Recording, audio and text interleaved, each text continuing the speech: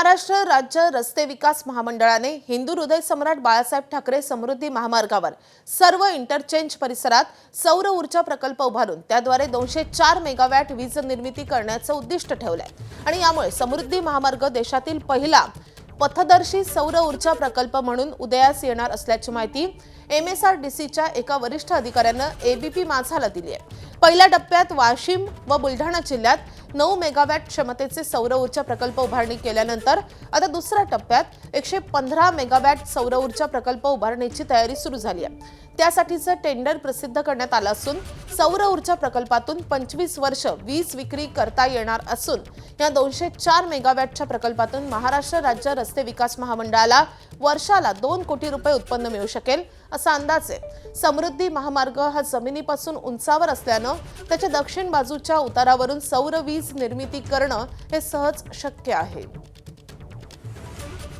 तर समृद्धी महामार्गावर कुठे किती मेगावॅट वीज निर्मिती होणार आहे आपण पाहूयात ग्राफिक्सद्वारे।